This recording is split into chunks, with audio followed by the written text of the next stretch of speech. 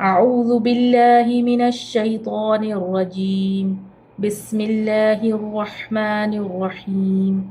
رب اشرح لي صدري ويسر لي أمري واحلل عقدة من لساني يفقه قولي.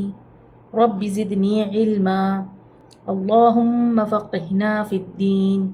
اللهم إني أسألك الفهم النبيين وحفظ المرسلين والمقربين. अस्सलाम वालेकुम वरहमतुल्लाहि वबरकातुह। आगे बढ़ने से पहले मैं पिछले लेसन की आयत नंबर 8 में से कुछ बहुत इंपॉर्टेंट बातें आपको बताना चाहूंगी जो मुझसे मिस हो गई हैं। आयत नंबर 8 में एक बहुत ही खूबसूरत दुआ है, रब्बना ला तुज़िग़ क़ुलूबना बअद इज़ हदैतना वहब लना मिन लदुनका रहमा इन्नका अंतल वह्हाब। ये इतनी खूबसूरत दुआ है जिसके लिए मैंने आपको कहा कि हम में से हर एक को ये दुआ अपनी दुआओं में शामिल करनी चाहिए और रोज मांगनी चाहिए अल्लाह से, क्योंकि हिदायत ऐसी चीज नहीं है कि जो हमेशा हमारे पास रहने वाली है। हिदायत हमें अल्लाह बार बार देता है तभी हमें मिल, और हम इस दुआ में कह रहे हैं कि या अल्लाह तू हमारे दिल को टेढ़ा ना करना हिदायत देने के बाद। लेकिन एक और बहुत ही इंपॉर्टेंट और खूबसूरत बात यहाँ पर मौजूद है कि जब हम अल्लाह से मांग रहे हैं तो हमने कहा वहब लना, ए अल्लाह तू हमें अता कर। वहब लफ्ज आता है something which is purely a gift. वहब अल्लाह की ऐसी अता, ऐसी बख्शिश जिसके पीछे there is no expectation of anything in return. तो वहब ऐसा देना है कि बगैर किसी मुआवजे के, बगैर किसी रिटर्न के, बगैर कुछ किए मिल जाए कोई चीज।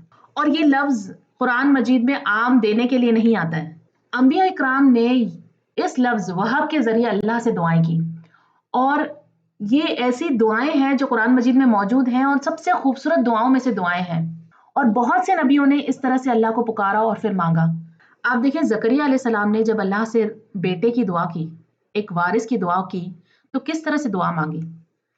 ज़करिया अलैहिस्सलाम कहते हैं कि या अल्लाह मेरी सारी हड्डियां कमजोर हो चुकी हैं, मेरे जिस्म में अब ताकत नहीं रही है, मेरे बाल सफेद हो चुके हैं, बुढ़ापा यानी पूरी उसके उरूज पर पहुंच चुका है, जिंदगी की वो स्टेज आ चुकी है कि जिसमें औलाद का होना पॉसिबल नहीं है। और उन्होंने अपनी सारी मजबूरियां बयान की, कहा कि मुझे अपने बाद वालों का भी डर है, मुझे लगता है कि दीन खत्म हो जाएगा मेरे जाने के बाद।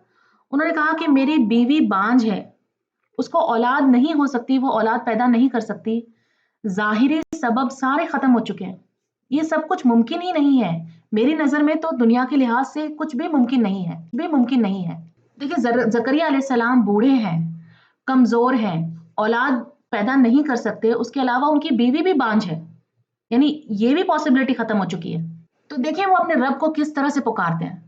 वो कहते हैं रब्बी हबली मिन लदुनका ज़ुर्रियतन तय्यिबा, ऐ मेरे रब मुझे तो अपनी तरफ से एक पाक और नेक औलाद अता कर। हबली, मुझे ऐसा गिफ्ट अता कर, मेरे लिए तो ये सारे असबाब खत्म हो चुके हैं, मेरी तो सारी उम्मीदें खत्म हो चुकी है, अब सिर्फ उम्मीद तुझसे लगा के बैठा हूं, तू अता कर सकता है, तू मुझे अता कर। तो अल्लाह सुब्हान ताला ने उनकी ये दुआ सुन ली और उन्हें यहया अलैहिस्सलाम जैसा बेटा अता किया। और इब्राहिम अलैहिस्सलाम भी इसी तरह से दुआ करते हैं। इब्राहिम अलैहिस्सलाम कहते हैं रब्बी हबली हुक्मा वल हिकनी बिस्सॉलिहीन, या अल्लाह तू मुझे हिकमत अता कर और मुझे नेक लोगों के साथ शामिल कर दे। और इसी तरह से सुलेमान अलैहिस्सलाम अपने लिए बादशाहत मांगते हैं तो वहब का लफ्ज इस्तेमाल करते हैं अपनी दुआ में। तो ये लफ्ज कोई आम लफ्ज नहीं है। आप देखें, बंदा जब पूरी तरह से दुनिया से नाउम्मीद हो जाता है, जब वो कहता है कि मेरे पास तो कोई जरिया भी नहीं है, मैं तो कुछ हासिल करने के लायक भी नहीं हूँ, मेरी तो कोशिशें भी काफी नहीं है, मेरी तो प्लानिंग भी नहीं है, मैं इस तरफ कोई कदम ही नहीं बढ़ा सकता, मैं तो कोशिश भी नहीं कर सकता, मैं तो हार चुका हूँ, तो तू अपनी तरफ से दे, अपने फजल में से दे। तो की और रासिखूना फिल इल्म जो है वो भी अल्लाह से इसी तरह से दुआ कर रहे हैं जो हम अभी पढ़ रहे हैं आयत नंबर 8 में, कि अल्लाह तू अपनी तरफ से हमें रहमत अता कर, वहब लना मिन लदुनका रहमा। देखिए दो तरह का रिस्क होता है, एक होता है कसबी रिस्क और एक होता है वहबी रिस्क। कसबी रिस्क में इंसान इंसान कुछ कोशिश करता है, कुछ मेहनत करता है, जैसे आप पढ़ाई करेंगे तो आपको इल्म मिलेगा, आप कमाने जाएंगे, आप जॉब करेंगे, आप मेहनत करेंगे तो आपको माली रिस्क मिलेगा। उसी तरह से आप दुनिया में अपने बच्चों को पढ़ाते हैं, आप खाना बनाते हैं, आप कोशिशें करते हैं, आपकी तरफ से कुछ एफर्ट्स होता है और फिर अल्लाह का रिस्क भी आता है। और वह भी रिस्क प्योर तोहफा है, جس میں بغیر محنت کے، بغیر صلاحیت کے، بغیر کسی کوشش کے اللہ عطا کر دیتا ہے. لیکن یہ جو مانگنا ہے یہ ایسا ہے کہ یہ ایسا لفظ ہے جب انسان کے سارے ذرائع ختم ہو جائیں، جب دنیا سے اسے کوئی امید باقی نہ رہے، جب سارے اسباب ٹوٹ جائیں، جب اپنی صلاحیت پر بھی اسے بھروسہ نہ ہو، جب انسان اپنے آپ سے خود مایوس ہو جائے، جب اسے لگے کہ میں تو کچھ کر ہی نہیں سکتا، میں تو اس کو حاصل ہی نہیں کر سکتا ہوں، میں تو اس کے لائق بھی نہیں ہوں، اور دنیاوی لحاظ سے تو یہ چیز ممکن بھی نہیں ہے. جیسے کہ ہم نے زکریا علیہ السلام کا اگزامپل دیکھا کہ بچہ ہونا ان کے لیے ممکن ہی نہیں تھا، لیکن وہ اللہ سے کہتے ہیں کہ نہیں، میری امید تجھ سے ختم نہیں ہوئی ہے، تو ضرور دے سکتا ہے، تو مجھے دے، اپنے پاس سے دے، پیور گفٹ کے روپ میں دے، بس تیرا سہارا ہے، تجھ سے امیدیں ہیں. اور اس دعا میں آیت نمبر 8 میں آتا ہے انک انت الوہاب، اور وہاب بھی سیم روٹ سے ہے، واو ہا با اس کا روٹ ہے، اور وہاب یعنی تو بار بار دینے والا ہے، تو بہت زیادہ دینے والا ہے. یہ فعال کے وزن پہ ہے، جیسے خباز بار بار خبوس بنانے والا. خباز کہتے ہیں the one who makes bread، تو وہ بار بار بریڈ بناتے ہیں، makes bread over and over again. اسی طرح سے وہاب gives over and over again. تو یہ سب کچھ بتانے کا میرا مقصد یہ ہے کہ جب آپ اپنی دعائیں کریں اور جب آپ کو چیزیں ناممکن لگیں تو آپ اللہ کو اس نام سے پکاریں، اللہ کے وہاب نام سے انہیں اسے پکاریں اور پھر اس سے مانگیں کہ اللہ تو عطا کر، مجھے تو ناممکن لگ رہا ہے لیکن تو عطا کر سکتا ہے. اور ایسی بہت سی سچویشنز ہماری زندگی میں آتی ہیں جب ہمیں لگتا ہے کہ ہم تو اب اس کے بارے میں کچھ کر ہی نہیں سکتے، we give up، اور بھی کوئی اسباب اور بھی کوئی ذریعے کچھ بھی نہیں، اور ہم مایوس اور ہتاش ہو جاتے ہیں. ایسے میں جب اللہ کو پکاریں تو اس نام سے اللہ کو پکاریں، اللہ کو اپنی دعاؤں میں وہاب کہہ کر پکاریں. خاص طور پر جب ہمارے بچوں کے لیے ہم دین کی ہدایت مانگتے ہیں، جب ہم ان کے لیے پروٹیکشن مانگتے ہیں، یا جب اپنے لیے ہم کوئی دعائیں کرتے ہیں، جب ہمیں لگتا ہے کہ جیسے کوئی شخص بہت زیادہ بیمار ہے اور ہمیں لگتا ہے کہ دنیا میں کوئی رستہ نہیں ہے اس کے علاج کا، یا سارے علاج کرا کے دیکھ لیے اور کوئی اثر نہیں ہو رہا، کوئی فائدہ نہیں ہو رہا، یا اور بھی کوئی تکلیف، کوئی مشکل جس میں ہمیں لگتا ہے کہ کوئی اور مدد نہیں کر سکتا، یہ مجھے ناممکن سا لگ رہا ہے، تو پھر اللہ کو اس نام سے پکاریں اور پھر اپنی دعا. آج ہم سورہ آل عمران کی آیت نمبر 12 اور اس کے آگے پڑھیں گے انشاءاللہ.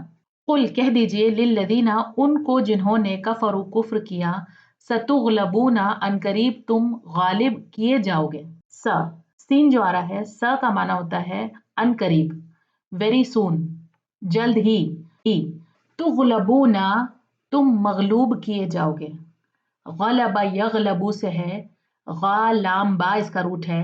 You will be defeated اور you will be overcome. تو وہ لوگ جنہوں نے کفر کیا ہے، جنہوں نے حق کو جان لینے کے بعد اسے جھٹلا دیا، اسے چھپا دیا، تو ایسے لوگوں سے کہا جا رہا ہے کہ عنقریب تم مغلوب کر دیے جاؤ گے دنیا کی زندگی میں. وَتُحْشَرُونَ اور تم اکٹھے کیے جاؤ گے. حشر ہا شین را کا معنی ہوتا ہے پہلے اٹھانا پھر اٹھا کر جمع کرنا، یعنی چیزوں کو ان کی جگہ سے نکال کر ایک جگہ پر اکٹھا کرنا. تو قیامت کے دن کو یوم حشر کیوں کہا جاتا ہے؟ کیونکہ اس دن لوگوں کو قبروں سے اٹھا کر جمع کیا جائے گا. الا جہنم طرف جہنم کے، وبئس اور کتنا برا ہے، المہاد ٹھکانہ. مہاد بستر کو بھی کہتے ہیں، چھوٹے بچے کے پنگوڑے کو، جھولے کو بھی مہاد کہتے ہیں، اور مہاد کا مطلب ہوتا ہے بچھونا یا بستر یا ریسٹنگ پلیس. یعنی کہنے کا مطلب یہ ہے کہ جہنم آرام کرنے کے لیے کتنا برا، کتنا سخت، کتنا دردناک ٹھکانہ ہے. اب یہاں پر کچھ چیزوں پر غور کرنے کی ضرورت ہے. آپ دیکھیں یہاں پر کہا جا رہا ہے قل للذین کفروا، کہہ دیجئے ان لوگوں سے جنہوں نے کفر کیا. نبی صلی اللہ علیہ وسلم سے کہا جا رہا ہے کہ آپ ان لوگوں سے کہہ دیجئے. آپ دیکھیں اللہ سبحانہ تعالیٰ خود ڈائریکٹ خطاب بھی کر سکتے تھے. یہ بھی کہا جا سکتا تھا یا ایھا الذین کفروا ستغلبون، لیکن نہیں، کہا گیا قل للذین کفروا. آپ صلی اللہ علیہ وسلم سے کہا گیا کہ آپ کی طرف کتاب بھیج. پیچھے ہم نے آیت نمبر 7 میں پڑھا تھا انزل علیک الکتاب، آپ پر کتاب نازل کی گئی ہے. اتنی سخت بات کہنے کے لیے کہا جا رہا ہے. کہا جا رہا ہے کہ ان سے کہہ دو جنہوں نے کفر کیا ہے کہ تم مغلوب کر دیے جاؤ گے اور تم جہنم کی طرف جمع کیے جاؤ گے. نبی صلی اللہ علیہ وسلم اس وقت مدینہ میں تھے جب یہ آیت نازل ہو رہی تھی، اور مدینہ میں قریش نہیں تھے. یہاں پہ ان کی آڈینس تھی یہود اور نصارہ. اور ان لوگوں کا مسئلہ اللہ کو ماننے میں نہیں تھا، ان لوگوں کا مسئلہ تھا نبی صلی اللہ علیہ وسلم کو رسول ماننے میں. اور آپ دیکھیں نبی صلی اللہ علیہ وسلم کا مزاج بہت نرم تھا، وہ لوگوں سے سختی سے بات نہیں کیا کرتے تھے بلکہ نرمی سے اور محبت سے کلام کیا کرتے تھے. اور آپ صلی اللہ علیہ وسلم کا اخلاق اس طرح سے نہیں تھا کہ وہ کسی کو کہیں کہ تم کافر ہو اور تم مغلوب کر دیے جاؤ گے اور تم جہنم میں دھکیل دیے جاؤ گے، بلکہ نبی صلی اللہ علیہ وسلم کا کلام اور ان کی شخصیت ایک طرف اور اللہ کا کلام اور اللہ ایک طرف. اللہ جب اپنے بندوں سے خطاب کرتا ہے تو وہ اپنے بندوں سے خطاب کرتا ہے. ایک مالک اپنے عبد سے، اپنے غلام سے کلام کرتا ہے. تو اللہ پوری پاور کے ساتھ، پوری اتھارٹی کے ساتھ اپنے بندوں سے جو چاہے وہ کہہ سکتا ہے.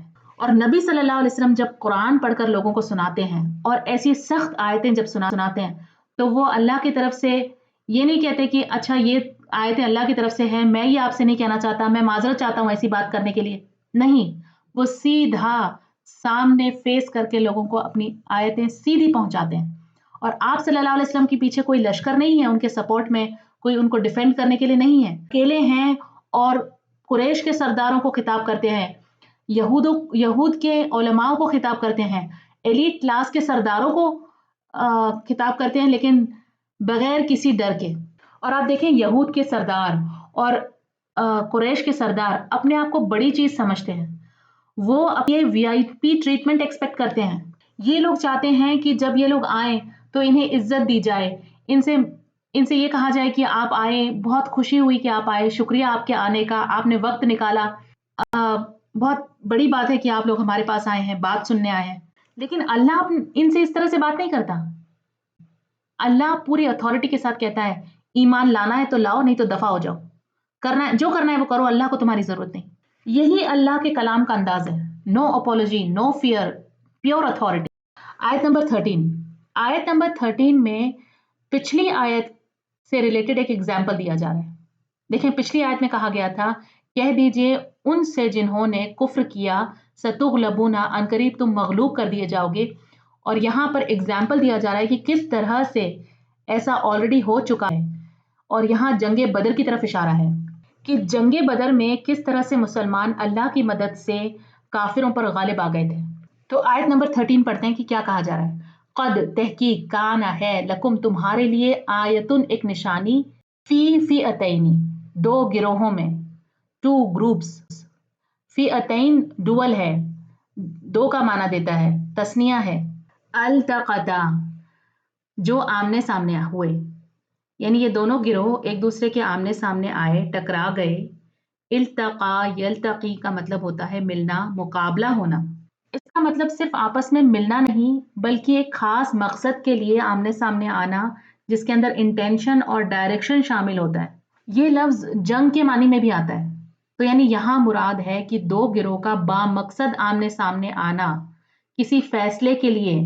تو یہ ایسا مقابلہ جہاں حق اور باطن واضح ہو جائے. تو یہاں مسلمانوں اور قریش کے درمیان جو غزوہ بدر ہوئی تھی اس کی طرف اشارہ ہے. اور یہاں یہ کہا جا رہا ہے کہ پہلے ہی تمہارے لیے ان دونوں گروہوں کے بڑے ٹکراؤ میں ایک نشانی موجود تھی. فئتن ایک گروہ تقاتل جنگ کر رہا تھا، فی سبیل اللہ اللہ کے راستے میں، واخری اور دوسرا کافرتن کافر تھا. تو یہاں یہ نہیں کہا گیا کہ دو گروہوں میں سے ایک گروہ مسلمان تھا اور دوسرا کافر تھا، بلکہ یہ کہا گیا کہ ایک گروہ جنگ کر رہا تھا اللہ کے راستے میں. کیوں؟ کیونکہ یہ ضروری نہیں اگر کوئی مسلمان جنگ کر رہا ہے تو وہ ہر وقت اللہ ہی کے راستے میں جنگ کر رہا ہے. اللہ کے راستے میں جنگ کرنے کا کیا مطلب ہے؟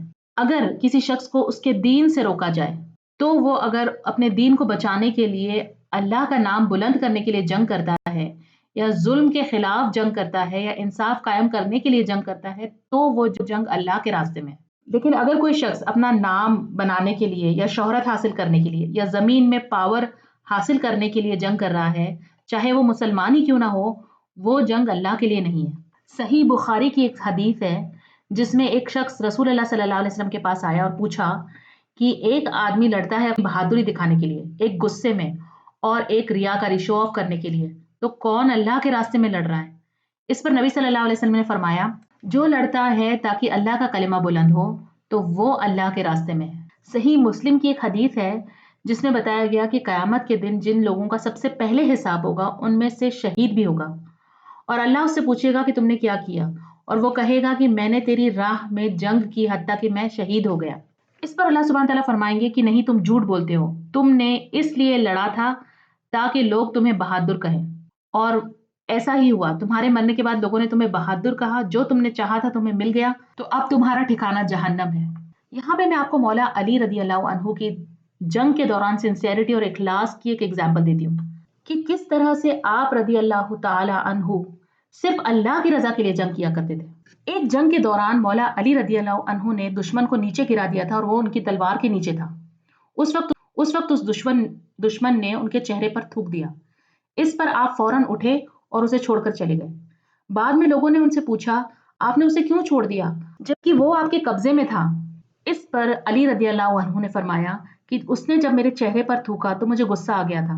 मुझे डर था कि अगर मैंने उसे इस वक्त, तो मेरा अमल सिर्फ अल्लाह के लिए नहीं रहेगा बल्कि मेरे नफ्स के लिए, मेरे पर्सनल गुस्से के लिए हो जाएगा, इसलिए मैंने उसे छोड़ दिया। तो यहाँ पे आप देखें कि उनकी सिंसियरिटी और इखलास का लेवल कितना ऊपर था। तो याद रखें कि जंग में सिर्फ मुसलमान होना काफी नहीं है। अगर कोई शख्स अपनी बहादुरी दिखाने के लिए या लोगों से तारीफ हासिल करने के लिए लड़ रहा है तो वो अल्लाह के रास्ते में नहीं लड़ रहा। तो जैसा कि मैंने आपको बताया कि इस आयत में ग़ज़वा बदर की तरफ इशारा है। तो जंग बदर में जो दो गिरोह आमने सामने हुए थे, आपस में टकराए थे, वो थे कुरैश और मुसलमान। तो रसूलुल्लाह सल्लल्लाहु अलैहि वसल्लम और आपके साथी अल्लाह के रास्ते में लड़ गिरोह कुरैश का था जो कुफ्र पर था। और इस जंग में मुसलमानों की तादाद 313 बताई जाती है और कुरैश की तादाद 950 से 1000 के बीच में बताई जाती है। तो कुरैश की तादाद मुसलमानों से तकरीबन 3 गुना ज्यादा थी। यरौनहुम, वो देख रहे थे उन्हें, मिस्लैहिम, दुगना अपने से, रअया, देखना, अल आइनी, आंखों का। तो हुआ क्या कि वो देख रहे थे उन्हें अपने से दुगना। अब यहाँ किसकी बात हो रही है? कौन देख रहा था, किन्हें देख रहा था, कौन किससे दुगने दिखाई दे रहे थे? ये थोड़ा सा एम्बिगुअस है, यहाँ समझना बहुत जरूरी है। मुफस्सिरीन ने बहुत से यहाँ पर पॉसिबल इंटरप्रिटेशंस किए हैं और यहाँ पर अप्लाई होते हैं। तो हम देखते हैं एक एक करके कि क्या कहा जा रहा है यहाँ पर। अगर हम इस सेंटेंस को इंग्लिश में ट्रांसलेट करें तो कहा जाएगा कि they saw them twice of themselves और ट्वाइस ऑफ देम। तो यहाँ पे दे कौन है, देम कौन है, एक बार हम देखते हैं। देखें, जैसा कि मैंने आपको बताया था कि जंगे बदर में मुसलमानों की तादाद 313 थी और कुफ्फारे मक्का की 1000 के करीब थी, यानी कुफ्फारे मक्का मुसलमानों से 3 गुना ज्यादा थे। तो यहाँ पर उन्होंने उन्हें अपने से दुगना देखा, यानी अगर हम इसका माना करते हैं कि मुसलमानों ने कुरैश को अपने से दुगना देखा तो वो 300 थे, 300 से दुगना 600 हुआ, तो वो असल में उनकी तादाद 1000 थी, यानी उन्हें अपने दुश्मन अपने मुकाबले में सिर्फ 2 गुना दिखाई दे रहे थे जबकि असल में उनकी तादाद 3 गुना थी। तो इससे उनके अंदर कॉन्फिडेंस आया, उन्हें लगा कि हम इनसे मुकाबला कर सकते हैं और जीत भी सकते हैं। और ये भी याद रखो कि अल्लाह ने पहले ही मोमिनों से कुरान मजीद में इस बात का वादा किया था कि अगर मैदान जंग में दुश्मन की तादाद मुसलमानों से दुगनी भी हुई तो भी मुसलमान उन पर गालिब आ जाएंगे। तो इससे मुसलमानों के अंदर हिम्मत आ गई। दूसरा इंटरप्रिटेशन जो किया गया वो ये है कि कुफ्फारे मक्का को मुसलमान अपने से दुगने दिखाई दे रहे थे, यानी थी, और वो मुसलमानों को 2000 देख रहे थे, जिससे उनके दिल में खौफ आ गया कि इतने सारे लोग, हम इनसे मुकाबला नहीं कर सकेंगे। कुरैश ने जब मुसलमानों को दूर से देखा तो उन्हें नजर आया कि ये तो बहुत कम है, लेकिन जब असल में आपस में टकराए तो क्या हुआ, तब वो उन्हें हर जगह नजर आने लगे, उन्हें लगा यहाँ भी मुसलमान, यहाँ भी, ये तो बहुत ज्यादा है, हमें दूर से कम नजर आ रहे थे लेकिन ये जब हमसे टकराए हैं, असल में जब जंग शुरू हुई तो उन्हें नजर आया कि ये तो बहुत ज्यादा है तादाद में और हम इनका मुकाबला नहीं कर पाएंगे, और वो हिम्मत हार गए। और एक और माना जो यहाँ पर किया गया वो ये है कि कुफ्फारे मक्का को मुसलमान उनकी तादाद से नजर आ रहे थे, यानी मुसलमानों की तादाद 300 थी और वो उन्हें 600 नजर आ रहे थे। अच्छा, यहाँ पर एक और बात नोट करें, यहाँ पे कहा गया यरौनहुम, वो देख रहे थे उन्हें, रअया, देखना, अल आइनी, आंखों का, रअ यरा, आंखों के देखने को कहते हैं, यानी वो ये कोई ख्याली बात नहीं थी बल्कि वो सचमुच उन्हें इस तरह से देख रहे थे अपने से दुगना। तो इस आयत के अंदर युरौनहुम मिस्लैहिम जैसे अल्फाज आए हैं। तो इब्ने आशूर कहते हैं कि ये इसमें जो एम्बिग्विटी है उसकी वजह से बहुत से माने एक साथ एग्जिस्ट कर सकते हैं और ये सारे इंटरप्रिटेशन एक ही वक्त में सही हो सकते हैं। वल्लाहु और अल्लाह ताला युअय्यिदु वो ताईद करता है बिनस्रिही अपनी मदद से मैं यशाउ जिसकी वो चाहता है। वल्लाहु युअय्यिदु और अल्लाह ताईद करता है, मदद देता है। ताईद का मतलब होता है सपोर्ट देना, कुव्वत देना। बिनस्रिही अपनी मदद के साथ। नस्र कहते हैं बड़ी मदद को, हेवी एड। मैं यशाउ जिसे वो चाहता है, यानी हकीकत में तादाद मैटर नहीं करती, रिसोर्सेज मैटर नहीं करते, नंबर कोई मायने नहीं रखते, मटेरियल स्ट्रेंथ कोई मायने नहीं रखती। जब अल्लाह की मदद आती है तो सब कुछ बदल जाता है। अल्लाह जिसकी मदद करे, चाहे वो कम होने के बावजूद भी वो ज्यादा लोगों पर गालिब आ सकते हैं। तो यहाँ जब अल्लाह ने फरमाया कि अल्लाह ताईद करता है अपनी मदद के साथ जिसके लिए वो चाहता है, तो अल्लाह ने सहाबा इकराम पर रहमत की और उन्हें दुश्मन कम नजर आ रहे थे। वो लोग 3 गुना थे और उन्हें सिर्फ 2 गुना नजर आ रहे थे और उन्हें लगा कि हम इन्हें हैंडल कर लेंगे। तो ये अल्लाह की रहमत भी है और ये सहाबा इकराम की तारीफ भी है। क्यों? क्योंकि आप देखिए आम तौर पर अगर दुश्मन 2 गुना भी हो तो इंसान हिम्मत हार जाता है, वो सोचता नहीं शायद हमसे नहीं हो पाएगा और वो पीछे हट जाता है। लेकिन ईमान वाले लोगों के लिए जब अल्लाह ने वादा किया कि तुम 2 गुना दुश्मनों का मुकाबला कर सकते हो, तो वो सीधे मैदान में उतर गए, वो रुके नहीं, वो कूद पड़े। तो इससे पता चलता है कि अल्लाह पर उनका कितना भरोसा था और उनके अंदर कितनी हिम्मत थी कि उन्होंने ये कदम उठाया। यहाँ अल्लाह सुब्हानहू तआला फरमाते हैं वल्लाहु युअय्यिदु बिनस्रिही मन यशाउ, अल्लाह ताईद करता है, कुव्वत देता है अपनी मदद के साथ जिसे चाहता है। और कुरान मजीद में ताईद का लफ्ज तब आता है जब अल्लाह सुब्हानहू तआला फरिश्तों के जरिए मदद भेजता है। हमने जैसे पढ़ा था अय्यदहु बिरूहिल कुदुस, उसी तरह से फरिश्तों की सूरत में अल्लाह सुब्हानहू तआला ने मदद भेजी। और इस बात की डिटेल्स हमें सूरह आले इमरान 123 से 125 में भी मिलती है कि अल्लाह ने जंगे बदर में मुसलमानों की मदद फरिश्तों के जरिए की। और भी नस्री ही अपनी मदद से, अल्लाह की मदद फरिश्तों को भी चाहिए, यानी फरिश्तों के लश्करों का उतरना भी काफी नहीं है जब तक कि अल्लाह की मदद उनके साथ ना हो। इन्ना बेशक फी ज़ालिका इसमें लाइब्रतन, अलबत्ता इबरत है, ली उलिल अबसार, अहले बसीरत के लिए। इबरत का मतलब होता है दूसरों के हाल से अपने हाल का कयास करना और उससे सबक लेना, यानी एक वाक़ये से दूसरी हकीकत तक पहुंच जाना, सिर्फ देखना नहीं बल्कि सोच कर अपनी जिंदगी में उसे अप्लाई करना। और इसमें इबरत है उलिल अबसार के लिए, यानी आंखें वालों के लिए, जो लोग सिर्फ देखते नहीं हैं बल्कि समझते हैं, फिर दिल के साथ ईमान भी लाते हैं। यहाँ ये कहा जा रहा है कि इन सब में यकीनन बहुत कुव्वत वाली, आंसू निकाल देने वाली नसीहत है, नसीहत जो तुम्हें दूसरी तरफ ले जाए। इब्रा का ताल्लुक होता है अबरा से, यानी पार हो जाना, दूसरी तरफ गुजर जाना, यानी ऐसी नसीहत जो तुम्हें दूसरी तरफ ले जाए, अल्लाह की तरफ वालों में ले आए। अब हम इस आयत को पूरे पैसेज से कनेक्ट करते हैं। पिछली आयतों में हमने कुफ्र के बारे में पढ़ा, कुफ्र यहाँ पर एंकर है जो पूरे पैसेज को कनेक्ट कर रहा है। और आप देखिए पीछे हमने पढ़ा था आयत नंबर 11 में फिरौन और आले फिरौन के बारे में और उनके साथ अल्लाह ने क्या किया। तो यहाँ 2 गिरोह की बातें हुई, एक तो फिरौन वाले और एक कुरैश। अल्लाह ने किस तरह से फिरौन वालों के साथ और फिरौन के सरदारों के साथ मामला किया और किस तरह से कुरैश के साथ ग़ज़वा बदर में मामला किया। तो यहाँ रसूलुल्लाह सल्लल्लाहु अलैहि वसल्लम की पहली ऑडियंस बनी इसराइल से कहा जा रहा है कि देखो तुम तौरात को मानने वाले हो, तुम मूसा नबी के मानने वाले हो, तुम फिरौन के साइड कैसे हो सकते हो? क्योंकि आज के इस वक्त के नबी रसूलुल्लाह सल्लल्लाहु अलैहि वसल्लम हैं और फिरौन कुरैश हैं। तुम कुरैश का साथ कैसे दे सकते हो? तुम नबी सल्लल्लाहु अलैहि वसल्लम के खिलाफ कैसे खड़े हो सकते हो? तुम्हें तो मूसा की तरफ होना चाहिए, तुम गलत तरफ क्यों खड़े हो? इस आयत को पूरा एक बार देख लेते हैं। इसमें यह कहा जा रहा है कि यकीनन तुम्हारे लिए एक निशानी थी उन दोनों गिरोहों में जो आमने सामने हुए जंग के लिए। एक गिरोह अल्लाह के रास्ते में लड़ रहा था और दूसरा काफिरों का था। वो उन्हें अपनी आंखों से 2 गुना देख रहे थे। और अल्लाह जिसे चाहता है अपनी मदद से ताकत देता है।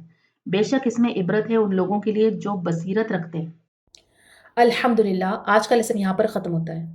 सुबहानक अल्लाहुम्मा व बिहम्दिका नशहदु अन ला इलाहा इल्ला अंत नस्तगफिरुका व नतूबु इलैक। Dear brothers and sisters, if you found this video beneficial, please share with others and be part of Sadaqah Jariyah. Jazakumullahu khairan katheera. Assalamu alaikum wa rahmatullahi wa barakatuh.